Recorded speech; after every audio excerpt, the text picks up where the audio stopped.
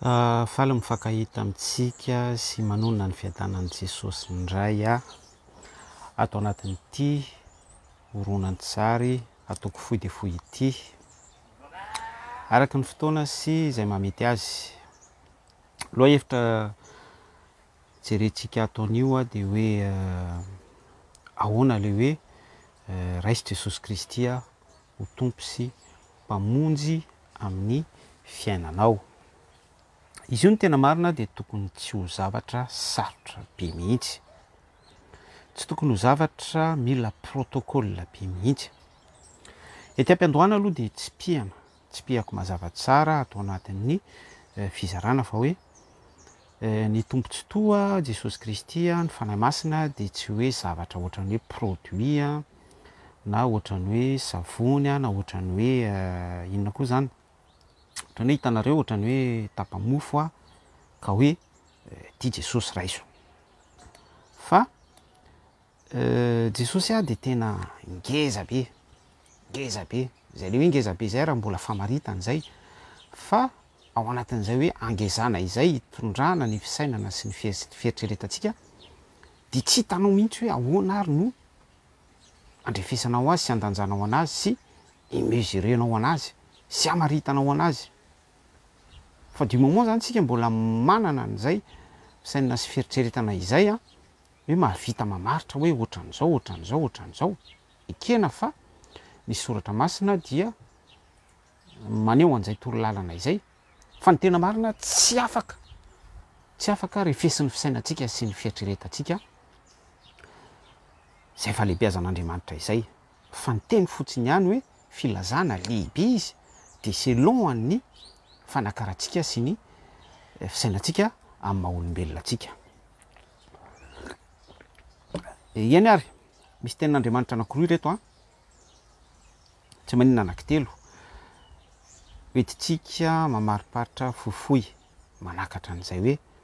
raisy Jesosy Kristy ho tompo sy mpamonjy ny fiainantsika izay. Ny Romanina toko 12:1 efa haitsika rehetra dia hoe mangataka aminareo rahalahy Paoly no miteny eo rehefa mandray ny tsindrimandry avy amin'Andriamanitra tsy toy izy atolory ny teninareo atao fanatitra velona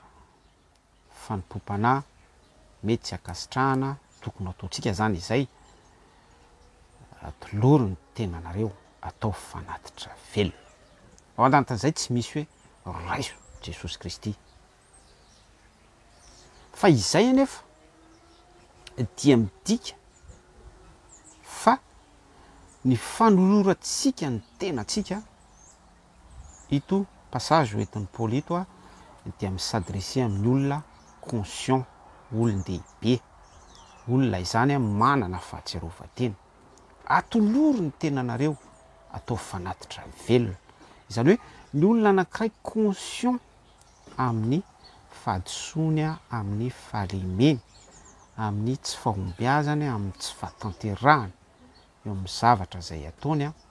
eo amin'ny zavatra izay ekeny, eo amin'ny zavatra iainana. Dia iny olona iny no misy fanapahan-kevitra décision raisiny atolory ny tenanareo atao fanatitra velona. Satria Andriamanitra dia mitady sakrifisy izy, mitady fanatitra izy, tiany io fanatitra io. A partir n'io fanatitra io dia misy an'ilay antsoina hoe emboka manitra. Izany ao anatin'izay ihany koa dia misy toy ny hoe adoration miakatra. Dia iny fofona iny no vavaka, iny no hanitra mitohy amin'ilay hoe andriamanitra. Dia izay no miteraka n'ilay relation, miteraka n'ilay fity, mahita fity eo amin'Andriamanitra. Dia a partir amin'izay moment izay dia miverina mipioba isika hoe mandray an' Jesosy Kristy sous contexte, fa tsy hoe mandray isika fa isika dia tafiditra ao amin'ny ankonana Jesosy Kristy. Averiko tsindriana indray hoe Jesosy Kristy tsy produit, tsy poto-mofo, tsy zavatra afaka raisina fa entité ngeza be famaritana izay fa ny fisainantsika sy ny fieritreretantsika dia tsy afaka mahatakatra an'izay. Alléluia. amen, atolory ny tenanareo atao fanatitra velona. Mialohan'izay hoe atolory ny tenanareo zay koa nefa ary miaro ao anatin'izay dia misy lay fiaikena ny helokontsika, misy lay hoe repentance mibebaka, misy lay fisainana sy fieritreretana zany hoe niraikitra atao amin'ny filana fitiavana ny nofo, de conscient am'izay tsika hoe ity tenako ity tena ny fantoka betsaka, ny fototra betsaka, ny aina betsaka tam'izay tontolo nofo izay, dia izay mihitsy no manosika makany amin'ny fanapahan-kevitra mahatonga ny ao anaty rehetra naiky hoe mila misitaka am'izay, mila zay séparation zay, mila zay décision zay manasaraka an'izay nofo izay tsy hanapaka intsony aty anatsika fa lay loha hevitra eto hoe Jesosy Kristy am'izay no miditra ao anatsika, zay le voaray atsika ny herin'ny filazantsara, voaray atsika ny tontolo ara-panahy, voaray atsika Andriamanitra tsy to, voaray mandray isika manomboka eo ny voninahitr'Andriamanitra, manomboka eo ny soratra masina compatibilité, manomboka eo ny herin'ny filazantsara à partir an'izay antsoina hoe repentance izay olon-dehibe conscient araka ity Romanina toko 12 andiny voalohany ity. Faharoa eto ndraytsika de iresaka am'ireo tsy conscient, ireo ray mbola mila atolotra, mila entina eo anatrehan'Andriamanitra, eo anatrehan'ny herin'ny filazantsara, mila présentena izany. Aka ohatra isika de ny Marka toko 10 sy ny toko 9 hafa ao amin'ny filazantsara izay mitovitovy am'izay contexte zay ihany, ny am'ireo zaza zay no raran'ny apôstôly tam'izany vanim-potoana izany, ny 17 sy ny 11 nahatonga Jesosy Kristy ny teny hoe avelao ny zaza nantona fa aza rarana, fa anto azy ny fanjakany lanitra. Eto aloha de asiana fanazavana le hoe avelao ny zaza anantona fa anto azy, tsy midika hoe any zazakely na midika hoe ny zaza dia mandova avy hatrany ny fanjakany lanitra, fa eto indrindra lay publication tsindrina hoe ny zaza satria tsy conscient amin'ny mahazaza azy amin'ny maha nourrisson azy amin'ny mahambola tsy manana fanapahan-kevitra afaka mifoha ao anatiny tahaka an'ilay Romanina toko 12 andiny voalohany vaketsika teo, dia misy zany fanolorana atolotra, zay lay contexte eto, ary zay no nahatonga an Jesosy Kristy ny teny teto hoe avelao ny zaza anantona fa aza rarana, anto azy ny tsipiako teo fa tsy hoe midika akory zay fa hoe ny zaza dia avy hatrany de mandova ny fanjakany lanitra. Ary izay indrindra no mahatonga atsika ray aman-dreny tokony anolotra ny zanatsika isan'andro isan'ora. Misy an'ilay acte 2 fois fitsofandrano tahaka ny teto am' Jesosy Kristy ty nandray ny zaza izy ary nitsotrano azy, eo am'izay le miditra le resaka enseignement doctrinal, le hoe batisa tsy batisa fa tsodrano sy sisa rehetra tsy aditsika hevitra iny, fa ny tena zava-dehibe le hoe mandray an'le tsodrano avy am' Jesosy Kristy. Ary zay de afaka tsindrina partiran'izay fizarako izay miainga avy amin'ny baiboly fa ny zaza rehetra izany zay tsy voatolotra, zay tsy atolotry ny ray aman-dreny, eto misy responsabilité atsika ray aman-dreny ka mandalo ny antsoina hoe irréparable sanatrin'izany fahafatesana na accident na zavatra ohatran'izany ka tsy voatolotra tamin'Andriamanitra tsy to dia sarotra mba tsy tenenako hoe tsy afaka andova ny fanjakany lanitra ao anatin'izay hoe inconscientement izay, ao anatin'le hoe zaza inconscient izay tsy afaka nanolotra ny tenany. Ka sady mampita hafatra ihany koa hoe isika ray aman-dreny de manana responsabilité be mihitsy amin'ny fanolorantsika ny zaza eo anatrehan'Andriamanitra am' Jesosy Kristy. Miverina amin'ny topika indray isika hoe mandray an Jesosy Kristy sous contexte rehefa nazavaiko tary ambony hoe tsy potomofo akory Jesosy Kristy na produit ka hoe raisina fa fomba fitenenana fotsiny ihany zay tafiditra ao am'ilay hoe ankohonan'Andriamanitra isika am'izay vanim-potoana zay hatramin'ny zaza tsy conscient dia misy ny asan'ny fanamasina ny amin'ny tontolo ambadika rehetra any ny anjely miambina ny fanamasina ny esprit miady any amin'ny tontolo tsy hita maso any misy ny bataille spirituelle fa Andriamanitra no miasa any amin'ny vavaka tsy hay tononona any amin'ny tontolo céleste any any amin'ny tontolo ny fiaina tsy hita any any amin'ny ombre de l'amour any misy bataille mba tsy afahan'ny démonie mandavan'ireny zaza ireny ao anatin'ny fotoana tsy ampozina, ao anatin'ny taiminina zay prépareny satana foana amarinany atsika indrindra ny zaza tsy conscient nourrisson ny sembana sy ny ohatran'izany any amin'ny fahaverezana. Zay any koa de mitoy makany amin'ny hoe misy olon-dehibe zao fa manana n'lay fisainana sy fieritreretana zaza izy satria tsy manana lay relation amin'Andriamanitra tsy to, resaka spirituel indray zay, resaka fifandraisana amin'Andriamanitra indray zay. Ny zaza ara-panahy rehetra reo mbola mitsetitra abidi mpianarana, ndronondo zany, ndronondo mpianarana izany, reny de zaza daholo mila atolotra miakatra am'izay ny processus resaka dimension spirituelle mandra-patongany amin'io Romanina toko 12 andininy voalohany io.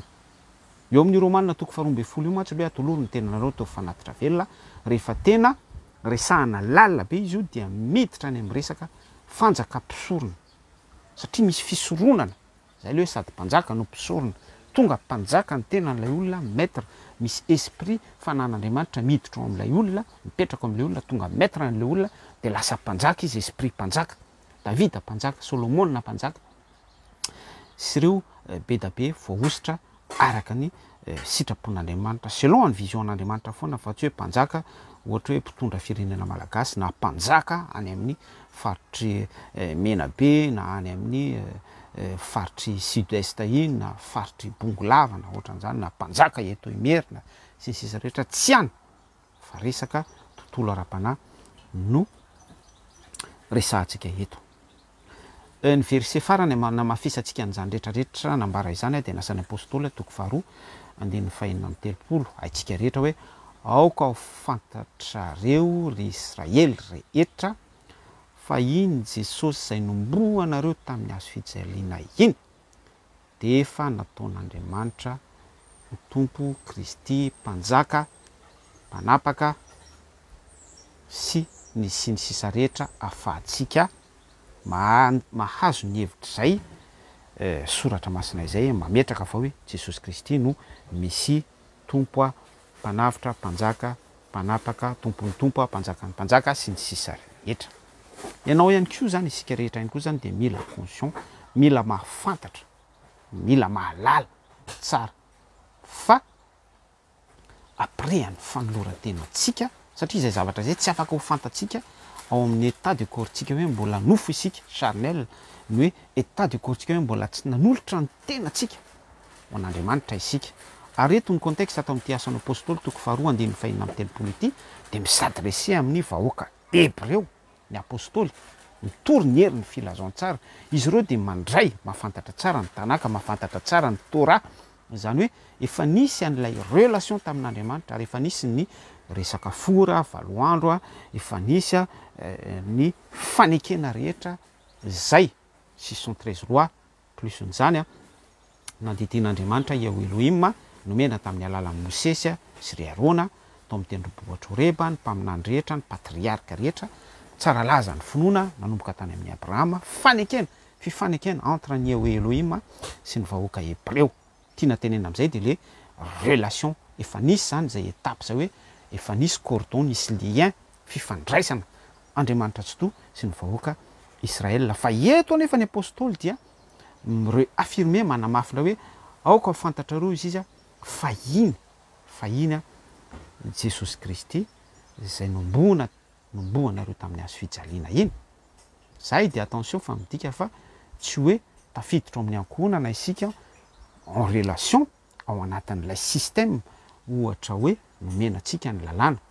Vahoaka hébreu ny teneniko am'izay, zay ihany koa de midika fa hoe tafiditra ao anatin'ny ankohonana isika hoe tafiditra ao amin'ny sampam-piangonana anankiray, ohatra hoe église FJKM, église FPVM sy ny sisa rehetra, tafiditra ao amin'ny groupe de louange anankiray, tafiditra ao anatin'ny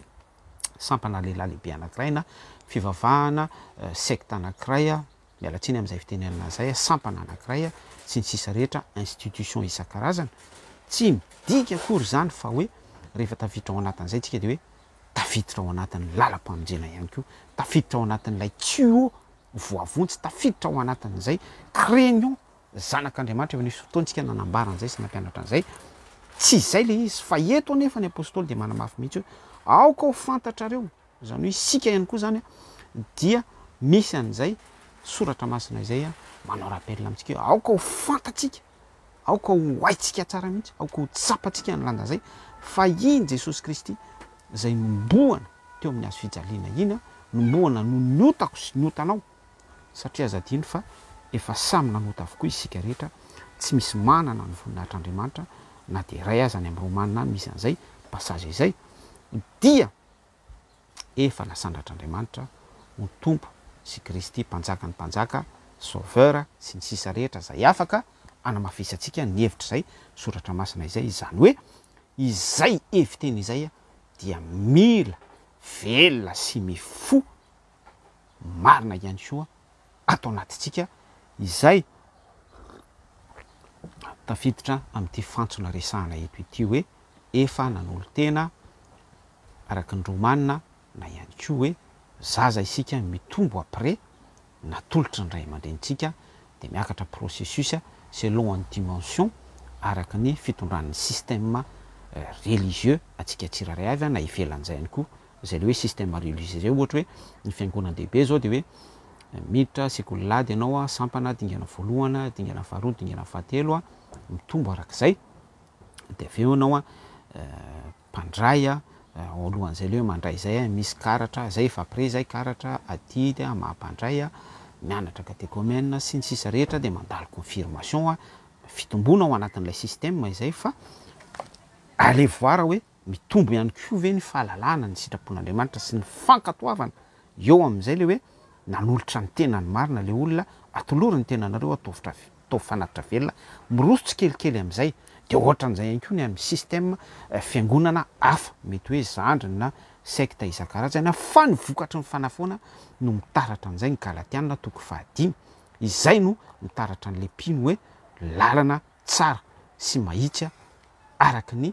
fahendrena misy ety antany izay mitohy base support Bible satria ireo système religieux rehetrarehetra ireo de mitovy daholo ireo misy fay daholo ireo misy klema daholo ireo fa lay fiangonana ambaran'ny Baiboly hoe malaza tsy misy pentipentina tsy misy fiketronana de lay 1 Corinthiens 12 Jesosy Kristy ny lohany de lay mpino lay ratsambatan'ny Kristy manome an'izay kisary zay hoe sofina tanana maso orona vava sy ny sisa rehetra de miara mirindra izay firindrana izay am'le hoe Jesosy Kristy no lohany corps du Christ. Raha fitinina zany de hoe Jesosy Kristy tsy produit tsy potomofo tsy vary amin'ny sotro ka hoe raisy Jesosy Kristy eo de misy fahadisoana lehibe ho an'ny fiangonana sasany hoe raisy Jesosy Kristy tsy fahalalana le izy raisy Jesosy Kristy ho tompo sy mpamonjy ny fiainanao fa isika no miroso ao anatin'ny famonjena araky ny asan'ny apôstôly toko 2 andininy fahina amin'ny telopolo nivakitsika teo mila conscientsika ao anatin'izay firosoana izay miaiky fa misy an'izay mpamonjy sy mesia zay be da be ny institution religieuse ohatra ny Islam zao mino Jesosy izy isa fa izy tsy mino Jesosy nomboana teo amin'ny hazo fijaliana, tsy mino Jesosy ho mesia, tsy mino Jesosy ho sauveur izy araky n'io asan'ny apôstôly toko 2 andininy fahina amin'ny telopolo donc zany anivelana ozy ny bokin'ny apokalypsy takan'izany ihany koa zareo bouddhisme maître sazy fotsiny Jesosy Kristy aminazy fa tsy mesia tsy be da beny zay le Jesosy hafa nambarany Paoly de manampy an'le famidinana ihany hoe misy ny tsy conscient tahaka ny zaza ny nourrisson ny sembana sy ny adala sy ny ohatran'izany atolotritsika an'Andriamanitra atolotritsika mba ho tsofina rano zay le izy zay de tsy mila discussion be zany hoe batisa tsodrano iny fa tsy batisa sotra tsy miresaka zavatra kotezodranotsika fa ny important le hoe tafiditra am'le hoe ankonana Jesosy Kristy première étape zava-dehibe zay zavatra izay de rehefa tafiditra ao anatin'izay fanolorana zay ny olon-dehibe sy ny zaza de manomboka mila conscient am'izay tsika mahalala arak'ilay asan'ny apôstôly toko 2 andininy fahina amin'ny telopolo teo hoe aoka ho fantatsika marina fa na de omena ny 613 lois zao atsika de possible jamba ny masitsika possible mihitsy ary tena izay mihitsy izy mbola mila colure manokatra ny ody masotsika mba hitatsika fa tsy isika marina ilay ory sy mitanjaka fa roa fiverena zay milaza ny tenantsika fa efa hoe riche spirituellement efa manan-karena sy ny ary fananana be. Raha soatsika rehetra tain'i Jesosy Kristy mamirapiratra eo amin'ny voninahiny a dia voninahitra ho an'Andriamanitra ray tsy to ny anaran'i Jesosy Kristy no proklamentsika an'izany a ny amin'izay fizarana foy de foy a afaka nozaraintsika tamin'ny anarany Jesosy Kristy izay. Raha misy ny aja sy ny tera dia ho anao irery ihany ia ho Elohima Andriamanitry Abrahama, Isaka, Jakoba, Israela, Andriamanitry ny nofo rehetra, Andriamanitra ihany koa Andriamanitra. Raha soatsika rehetra veloma tompoko.